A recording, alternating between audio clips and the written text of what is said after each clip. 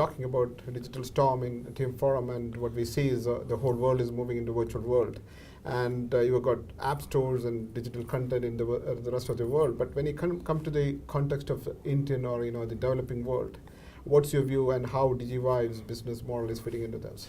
Yeah, of course. DigiVibe is one of the largest video streaming platforms in India, and recent Nielsen report puts it number 2 after YouTube. So there's a quite of excitement around this app world.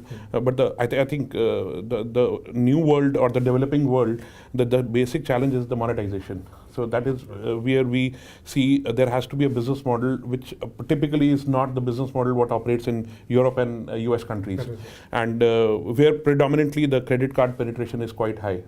So we will have to find some other ways and means to monetize the apps, and I think DigiVibe has done a fair bit in terms of cracking that code. Yeah, you just got 14 million downloads in a matter of 18 months, and this is an amazing growth. And this is that too in a country where credit card penetration is such a low. What's your success behind it? We are really happy with the situation currently, what we are in. I always say this is a happy problem. We are to crack the monetization bit. Initially, we put the application free of cost on the app stores, and just to get the initial visibility and the eyeballs.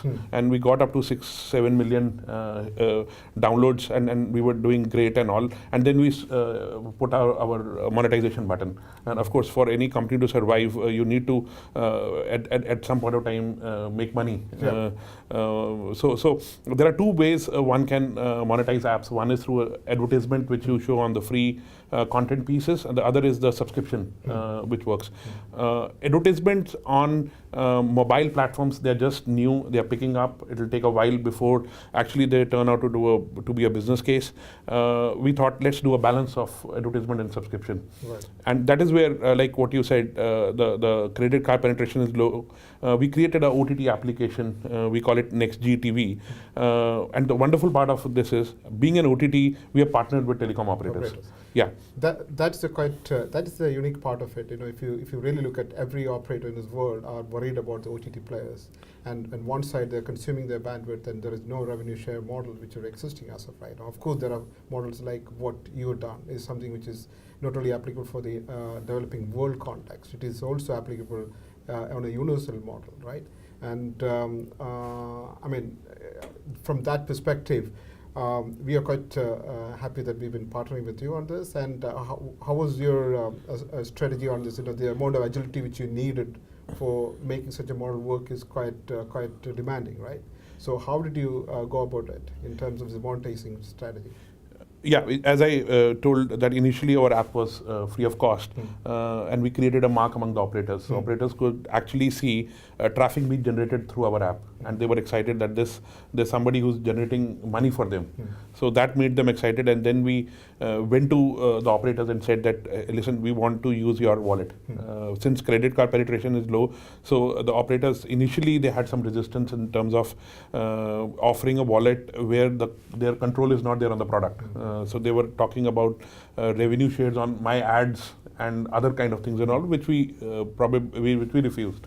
That we will not like to share the pie from our ad revenues. So that's in fact the larger issue in the industry, where operators are asking people like Google and YouTube to share their revenues. Yeah. So, but of course, we also went with the same thought process. But on the other hand, we said for your subscribers to pay up for this service and you make additional revenue, it makes sense for you to give me the billing pipe. Right. And then we started off with initially with Idea, then we went to Vodafone, Airtel, Aircel. So all of the large operators in India, we have the direct billing connectivity to the ION platforms. How many customers you can reach out today? You see, technically, the broadband penetration on mobile, the internet penetration on mobile in India has crossed the broadband penetration in India. And this is the first time anywhere in the world it has happened.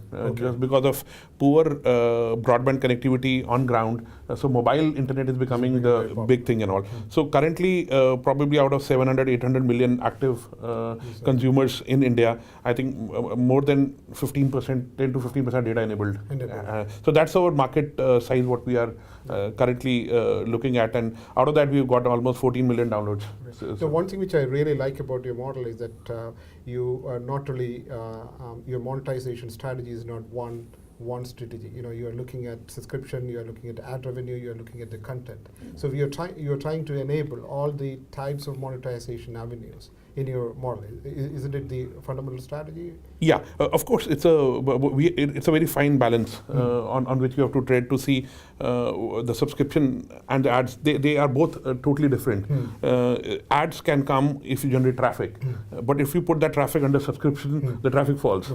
So it's a very difficult story. So we came out with a model that we have 105 live channels. So out of that, 30 channels we have made it as paid subscription. So which are premium channels like Star and Sony and Content Search pieces, which we have paid. And there are another 70 channels which are also paid channels in India, but we kept it free. And we are working on an ad strategy.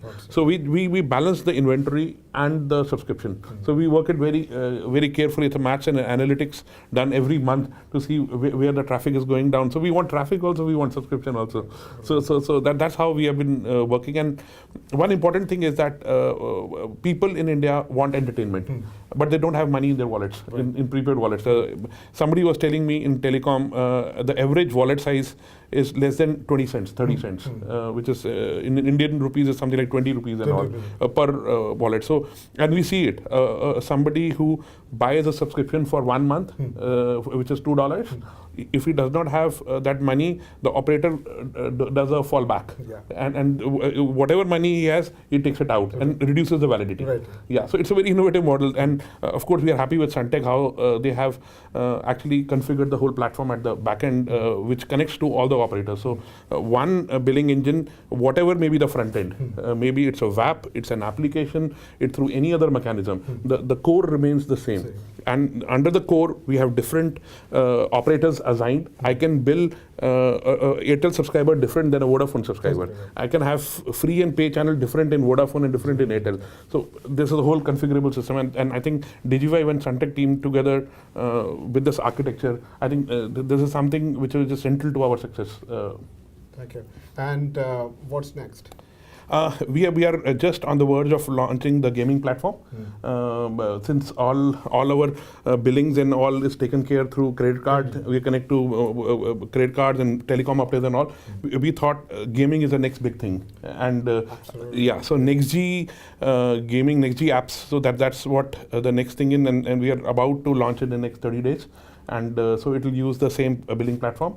Everything will be the same, and but the whole thing, and we expect that there will be a huge rub-off of NextG TV on this NextG gaming platform. Yeah. I want to give some ideas on that. In a gaming platform, they also have their own credits, right? Yeah, Game of course. Credits. Yeah. So you should also have an option to exchange or pay using those credits also and monetize that. That's something which. Yeah, in fact, this one thing which we were also discussing for even video streaming, that people, basis the duration, we allocate some loyalty points. Somebody who uses for, let's say, 4 hours in a month, so he's given some points, through which points he can buy for the content. VOD or movies and those kind of things. So of course that's a brilliant idea. So and we could make a unified currency between video streaming and gaming. Right, and you can later on create your own currency called Digivibe credit points, which can be used for any of these payments too. Yeah, of course. Yeah, of course. So I think those are the few things which probably will generate usage. There are certain things by which you generate revenues. There are certain things by which you generate usage. So and also loyalty. Right? And loyalty. You want people to be exchanging in your own ecosystem. Correct. And come back to that as much as possible. So something which you want to think about that. Yeah. Thank you very much for your time. It was wonderful talking to you. Thank you so much. Thank you.